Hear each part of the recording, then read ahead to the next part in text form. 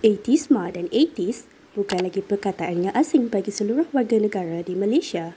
Golongan ini seringkali juga dikaitkan dengan isu murtad dan isu-isu yang menyentuh akidah.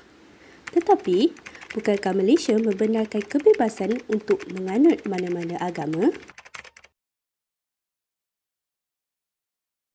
Jadi kami dari Kumpulan 5 telah berbincang dalam pembahagian tugas dan bersetuju untuk mengupas isu hak dan kebebasan agama di Malaysia.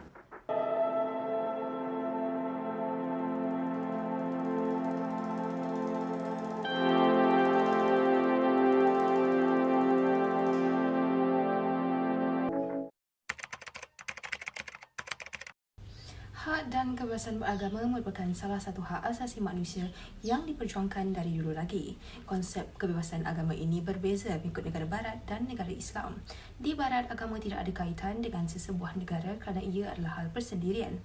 Namun, di negara Islam mementingkan kebebasan beragama kerana sistem perundangan Islam tidak mewujudkan pengasingan. Walaupun begitu, kebebasan yang diberikan ini tidak bermakna penganut agama-agama lain boleh menyebarkan fahaman agama mereka kepada umat Islam.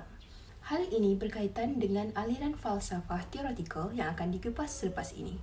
Falsafah teoretikal membincangkan tentang persoalan metafizik, epistemologi dan logik yang lebih mendalam seperti kewujudan Tuhan, alam dan manusia.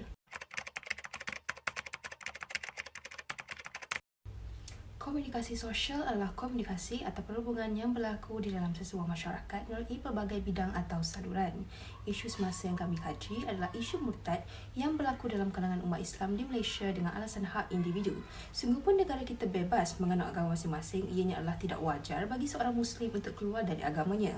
Hal ini kerana ia akan meruntuhkan akidah individu tersebut dan masa depan Islam di negara Malaysia.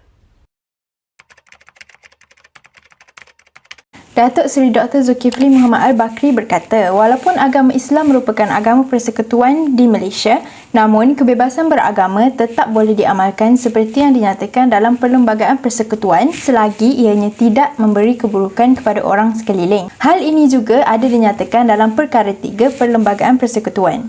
Hal ini bermaksud setiap orang bebas menganut agama masing-masing sama ada Islam, Hindu, Kristian, Buddha dan sebagainya. Namun begitu, umat Islam adalah dilarang untuk keluar dari agamanya sendiri walaupun tiada hukuman jelas bagi orang yang murtad dari agama Islam.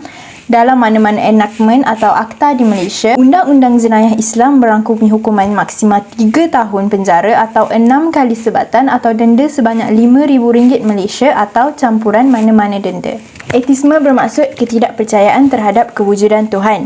Dalam erti lain, golongan ateis hanya berpandukan logik akal dan bukti yang jelas di depan mata seperti sains.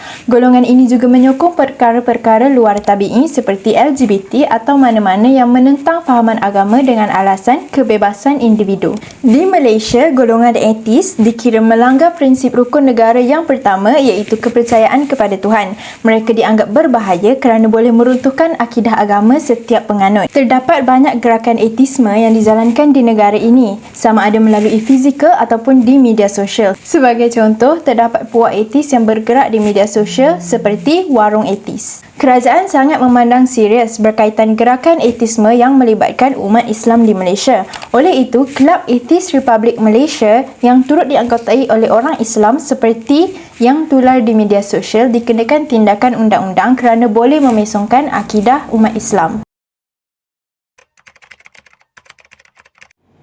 Seterusnya, saya akan menerangkan tentang prinsip rukun negara yang pertama iaitu kepercayaan kepada Tuhan. Prinsip ini menggambarkan bahawa asas kehidupan beragama merupakan prinsip penting dalam kehidupan rakyat di negara kita. Hal ini adalah kerana agama telah menjadi unsur penting dalam membentuk rohani atau spiritual masyarakat kita. Di dalam Perlembagaan Persekutuan sendiri menetapkan bahawa Islam adalah agama rasmi persekutuan atau kepercayaan atau agama-agama lain boleh diamalkan dengan bebas. Prinsip kepercayaan kepada Tuhan seharusnya dapat menerapkan kepercayaan beragama secara positif yang boleh membangun pemikiran luhur dalam hubungan pelbagai kaum serta dapat membina jati diri yang padu. Kami selaku pelajar program Bahasa Inggeris dan Komunikasi dapat menerima dengan hak kebebasan beragama ini. Hal ini adalah kerana ianya tidak bercanggah dengan ajaran agama kami seperti mana yang telah disebutkan di dalam Al-Quran di dalam surah Al-Mumtahanah ayat 8. Ia menjelaskan bahawa kelonggaran ruang dan peluang kepada orang Islam diberikan untuk menjalinkan hubungan dan interaksi dengan orang bukan Islam, selagi mereka tidak memusuhi agama dan tidak memusuhi orang Muslim.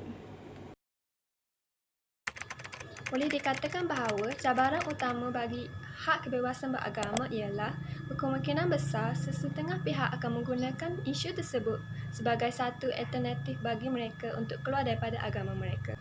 Secara khususnya, orang Islam yang ingin keluar daripada agama Islam, iaitu murtad.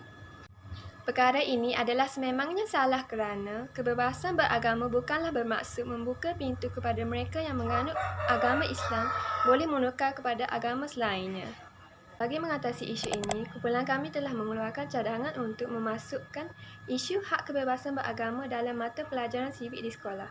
Hal ini perlu dilakukan bagi memastikan para pelajar mendapat penerangan secara terperinci berkenaan isu tersebut pada usia yang awal. Jika seseorang itu yang beragama Islam ingin keluar daripada agamanya, ianya dianggap sebagai satu kesalahan jenayah mengikut undang-undang Islam di Malaysia. Walau bagaimanapun, kerajaan Malaysia tidak menghalang orang yang bukan beragama Islam untuk keluar daripada agama mereka. Kita perlu sedia maklum bahawa agama rasmi di Malaysia merupakan agama Islam dan mana-mana Muslim tidak dibenarkan sama sekali untuk menukar agama mereka. Oleh itu, setiap rakyat perlulah cakna terhadap batas hak kebebasan beragama.